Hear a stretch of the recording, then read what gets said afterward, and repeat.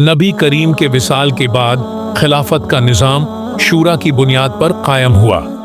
खुलफा-ए राशिदीन ने दीन-ए-इस्लाम की मुकम्मल रूह के साथ हुकूमत की।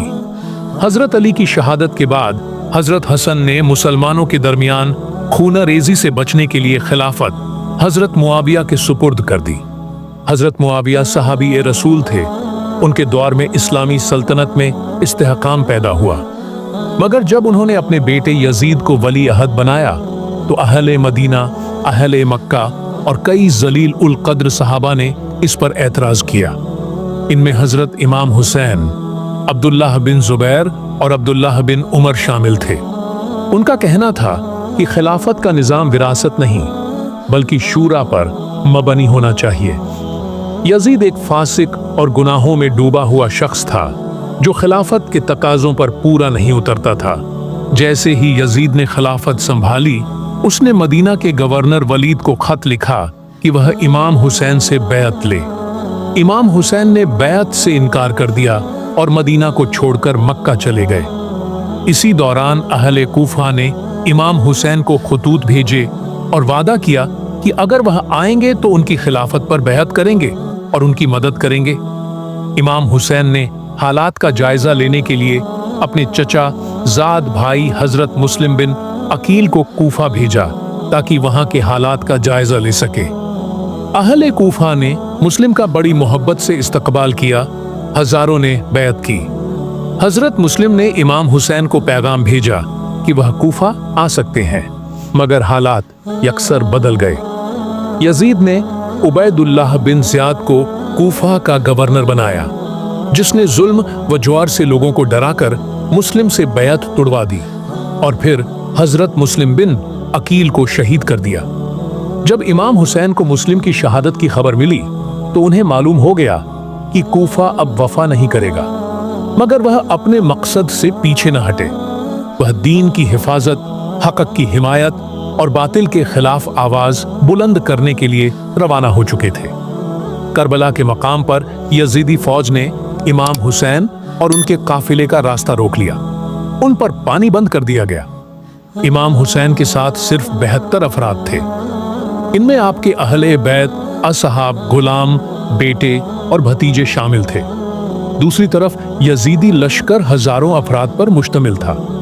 इमाम हुसैन ने यजीदी फौज से कहा कि उन्हें वापस जाने दिया जाए या उन्हें यजीद से मिलने दिया जाए, मगर दुश्मन जंग पर आमादा था। इमाम हुसैन ने फरमाया, मैं जुल्म के निज़ाम को कबूल नहीं कर सकता। मैं सिर्फ उम्मत की इस्लाह के लिए निकला हूं। 10 मुहर्रमुल हराम का दिन आ पहुंचा। जंग शुरू हुई। इमाम हुसैन के असहाब और रिश्तेदारों ने एक एक करके जाम ए शहादत नोश किया। हजरत अली अकबर, इमाम हुसैन के जवान बेटे, सबसे पहले मैदान में गए और बहादुरी से लड़कर शहीद हुए। फिर हजरत कासिम, जो इमाम हसन के बेटे थे, कमसिनी में ही कुर्बान हो गए। इमाम हुसैन ने 6 महीने के अली असगर को जब प्यास से तड़पता देखा तो उन्हें पानी के लिए दुश्मन के सामने पेश किया, मगर जवाब में जालिमों ने एक तीर मारा जो अली असगर के गले में पीवस्त हो गया। वह नन्हे शहजादे इमाम हुसैन की गोद में शहीद हो गए। हजरत अब्बास, इमाम हुसैन के वफादार भाई, पानी लाने के लिए निकले। नहर से मशकीज़ा भरा, मगर वापसी पर दुश्मनों ने उनके दोनों बाजू काट दिए। वह भी शहीद हो गए।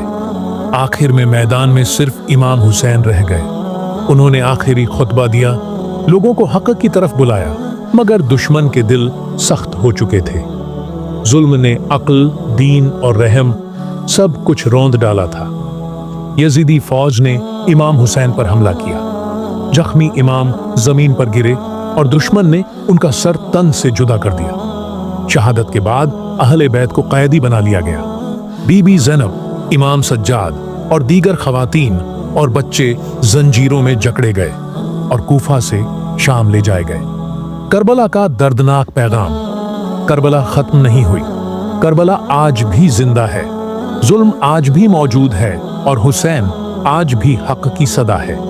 फर्क सिर्फ इतना है कि उस वक्त मैदान ए करबला था और आज तुम्हारा दिल है। उस वक्त यजीद ने हुकूमत के लिए सर कटवाया, आज तुम्हें हक के लिए जुबान खोलनी है।